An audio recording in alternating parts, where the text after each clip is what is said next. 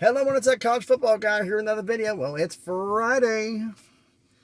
Back home in my home yard. Gonna be heading home a little bit. Got a few errands to run on the way home, so I'm gonna take care of that. But I thought I'd take care of this video before I get going, which is the review of the 3 games that happened yesterday, as well as previews and predictions of the 2 games that are happening today. So first and foremost, off the bat, I said, buddy, thank you for watching. Like the video, give me the thumbs up. It helps the analytics. It helps the video be seen by more people. Comment on this video, share, subscribe. I'd like to have you part of the community. Have you part of this. We're on our way to 200 subscribers, so I hope we can make this thing something great. So right now, let's get into it. First game from yesterday. I brought in Southern Miss and Louisiana. Southern Miss and Louisiana basically kind of had the same record yesterday, and Louisiana's the name by Coach Billy Napier, the team that everybody goes up, and they said, but Southern Miss had beaten Louisiana 8 straight games. 8 straight times they appeared. That run's got to end. No, it doesn't. Southern Miss now won 9 straight against Louisiana, beating them 39-24 yesterday. What happened with Louisiana? Well, their starting quarterback came back, Ben Wooldridge. He was 21 of 46 for 306 yards, 2 touchdowns, but 3 INTs. A 20 QBR. Yeah, not going to get it done. Team rushing, 30 carries for 103 yards and a touchdown. Your team defense had a sack, an INT, and a fumble recovery. So you had 2 turnovers. But there's 3 on picks already. Not good. Southern Miss, however, had... when things are going right, things are going right. Okay, so what I mean by this. Zach Wilkie, starting quarterback, 8 of 17 for 137 yards, 2 touchdowns, and an INT, 51.2 QBR. Team rushing was 48 carries for 150 yards, but here's a name some people may recognize. Frank Gore Jr. Yes, Hall of Famer Frank Gore. His son, 23 carries for 87 yards. But he did throw a pass, one pass, for 52 yards for a touchdown on a halfback option. There you go.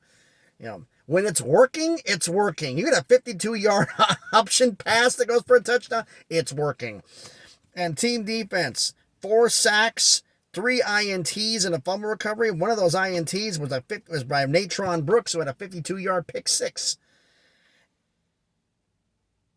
It was just working for Southern Miss last night. You getting halfback touchdown passes, you're getting pick 6s. The defense it was clicking. Even though your quarterback wasn't doing too good, and the rush, just coming from everywhere. It just came. There's just 3 passing touchdowns, a rushing touchdown, and a pick 6.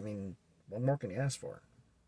They did a great game, and they deserved to win, and they won it. So the second game on the schedule was number 24, NC State at Virginia Tech. Virginia Tech was not very too good. NC State,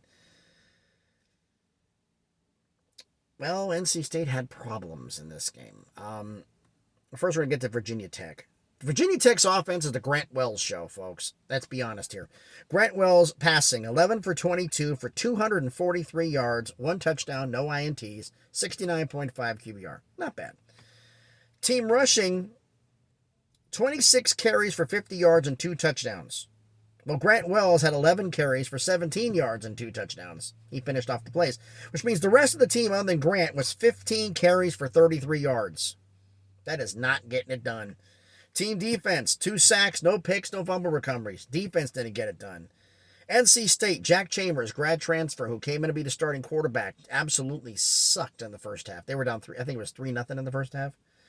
6 of 13, no touchdowns, no INTs, 27.4 QBR. He got pulled. Instead, the freshman, MJ Morris, came in. And did he ever come in? He might have won the starting job as a freshman. 20 of 29, 265 yards, 3 touchdowns, 0 INTs, 47.8 QBR. It's just, he had a game, folks. He had a game. Team rushing, 34 carries for 60 yards, didn't rush the ball that well. The team defense had 4 sacks, no INTs, no fumble recoveries. 2 of the sacks by Peyton Wilson, having his best game of possibly his college career. But NC State came through when they needed to, and a freshman led them for a come-from-behind victory because they were down big, 13 points, I think, at one point. But they came back to win 22-21. It would have been 24-21, but they couldn't complete the 2-point conversion with about 7 minutes left. So, well, not about 7 minutes left, really close to the end of the game. I'm sorry.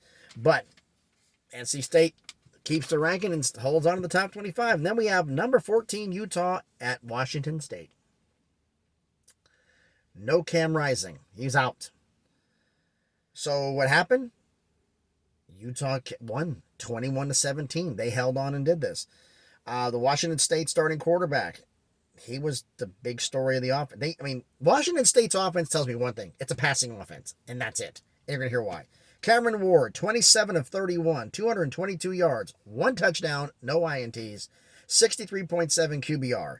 He also had 12 carries for 28 yards and a touchdown. The entire team had 19 carries for 42 yards and a touchdown, which means the rest of the team was 7 carries for 14 yards. It's a passing team. They can't run the ball to save their life. Utah, Bryson Barnes, 17 of 27. He plays Cam Rising. 17 of 27, 175 yards, 1 touchdown, no INTs, 87.6 QBR. Team rushing at 42 carries for 169 yards and 2 touchdowns. The defense, 4 sacks, no picks, no fumble recoveries. Defense played, rushing played. It was basically all hands on deck. Everybody contributed, and Utah got the win. That was an impressive performance. Now we get to the 2 games that are going to happen today. First off, first game. East Carolina at BYU. East Carolina coming at 5-3. BYU home 4-4. BYU's a 3-point home favorite, which basically means this is a pick'em. I don't get why BYU is a favorite even at home in this. Let me read. BYU has lost their last 3 straight. They are offensively, they're 64th in scoring, 66th in total yards, 43rd in passing, 84th in rushing. So they don't run the ball that well. Defensively, 53rd in pass defense. That's the nicest stat they have. Why? 53rd in passing yards allowed, 117th in rushing yards allowed, 106th in total yards allowed, 109th in points allowed. Where's the D? And East Carolina, you're thinking, oh, it's just East Carolina. I had UCF in my top 25 last week. They got knocked out by East Carolina. East Carolina beat them 34-13. They're no joke. Offensively, they're 40th in scoring, 21st in total yards, or 16th in passing, and 60th in rushing. So you have that offensive attack against that defense in the hundreds. Their defense, okay, the best, you have 43rd in passing, 84th in rushing. You're 43rd in passing. And they're 86th in yards allowed total. They're 119th against the pass, East Carolina is. They're 26th against the run. But BYU doesn't run, so it's got to be a passing game. They're 49th in points allowed. They've held team down on point scoring. BYU scores 30.1 a game. East Carolina allows 23.1. BYU allows 31.6. East Carolina scores 33.3. Something's got to give.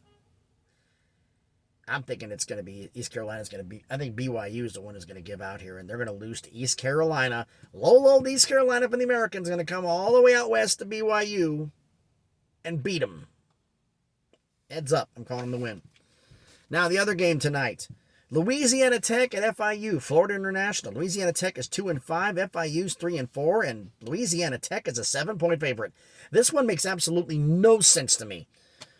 Louisiana Tech, their starting quarterback, they hope will be back for this game. If not, their third stringer, because their second stringer is gone for the year. The backup quarterback's gone for the year. Their third stringer, Landry Liddy, is going to be on there. They're 62nd in scoring, Louisiana Tech. 17th in passing, 126th in rushing. They don't run the ball. There's only 130 teams. They pass the ball. Conversely, they're 70th against the pass. They're 130th, dead last, I believe, in scoring defense. Oh, the 130, 132, but they're not dead last. They're into the bottom in scoring defense. They give them more points than practically anybody else. They are 90th in red zone defense, which is kind of funny because the only other team in FBS that's tied, there's a team tied with them, and it's actually FIU. They're both 90th in red zone defense. They both suck. FIU's got a kind of similar problem. Their starter is out. It's going to be second string quarterback Grayson James is going to be going for them. They're 120th in scoring offense. 87th in passing, 97th in rushing, 130th in red zone. FIU does not score. Louisiana Tech can pass the ball, and they like to run it somewhat. FIU's at home. 104th. FIU's 104th in scoring defense, 44th in rush defense, 93rd in pass defense, 90th in red zone defense. Louisiana Tech is a 7-point favorite. They believe that passing number is going to equate against this defense. That's fine. Problem is, you can't stop anybody either. And that's your third stringer. Your 17th in passing was when your starter was playing. You've dropped a lot of ranking points since then. They were top 10 at one point. Not anymore. So I'm going to go against the Sharks. I'm going to pick the Florida National to win the game at home. Even though they're a 7-point dog, I'm going to pick them to win the game at home. Outright. Crazy weekend we got coming up in college football. A lot of rivalry games we got coming up. There's Tennessee, Kentucky, Georgia, Florida, Ohio State, Penn State, Michigan, Michigan State. And the list goes on in rivalry games. I mean, Thanksgiving weekends where all the traditional rivalries take place. That's the last week of the college football season. But we got some great rivalry games coming up tomorrow. So tell me what you think of the games that happened today, what happened yesterday in the scores, and what you think of the 2 predictions I made for the games today. Let me know down in the comments what you think. So let me know how's it going. So please, thanks everybody for watching the video. As always, give me the thumbs up. It helps the analytics. Thanks everybody for watching the video.